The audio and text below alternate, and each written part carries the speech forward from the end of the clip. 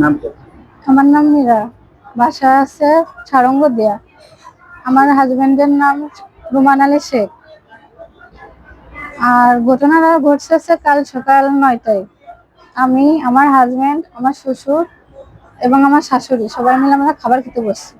বসার পরে আমার যে হাজবেন্ড, উনি হচ্ছে ওই আমাদের যে সরকার নতুন হয়েছে তারেক রহমান, ওনাকে নিয়ে খুব গালিগালাজ করতেছিল। ওনারা হচ্ছে আমলিগ করে, আর হচ্ছে আমি হচ্ছে বিএমপি পরিবারের সন্তান। আমার বাপরা আগাগোড়া হচ্ছে বিএমপি করে। আমার আব্বুর নাম মহাসিন বিশ্বাস, বাড়ি হচ্ছে আমল শাহ। তো উনি যখন গালাগালি করতেছিল তখন আমি হচ্ছে তার প্রতিবাদ করছি। প্রতিবাদ করলে পরে ফার্স্ট আমার একটা চাটি মারছে। মারার পরে তখন আমি চিল্লাই উঠেছি, তুমি গায়ে হাত তুললে কেন, কি জানি। তখন উনি আবার হচ্ছে ওই বকাবাজি করতেছিল, আবারও আমি চিল্লাইছি। চিল্লানোর পরে তখন ওর হাতের কাছে হচ্ছে ছিল বাটাম ছিল, ওই বাটাম দিয়ে মারা হাত পা পিঠ মানে মারছে। মারার পরে আবার আমি চিল্লাইছি। পরে হচ্ছে আমার শাশুড়ি, আমার হাজবেন্ড, আমার ভাসুর ছিল, উনি এসে আমার চুল পেরে ধরছে আর আমার শাশুড়ি ধরে রাখছে। আমার শ্বশুর আর আমার হাজবেন্ড ধরে আমার মারছে। মারার পরে বাড়ি থেকে বের করে দিচ্ছে। দেওয়ার পরে বলছে যে তুই যা করতে পারিস করিস, বালছিতে পারলে ছিঁড়ে দিস আমার। আমি এখন চাচ্ছি মিডিয়ার কাছে যে এর একটা সুষ্ঠু বিচার চাই, আমাকে কেন মারা হলো।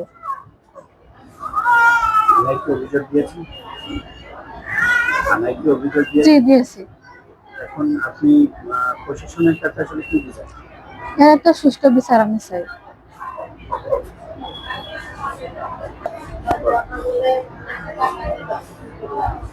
আমার শ্বশুর, শাশুড়ি, আমার হাজবেন্ড, আমার ভাসুর তারেক রহমানের গালাগালি করেছিল। এর জন্য আমি প্রতিবাদ জানাইছি। এর জন্য আমার তারা মারছে। আমি এই বিষয় নিয়ে এই বিষয় নিয়ে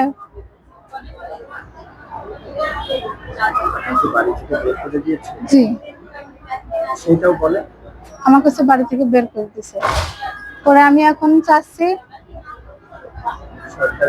সরকারের কাছে কঠিন বিচারটা করতে। এখন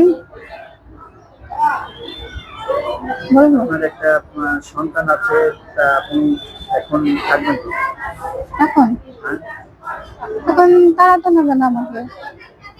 এখন আমি চাচ্ছি এর একটা ব্যবস্থা করা উচিত।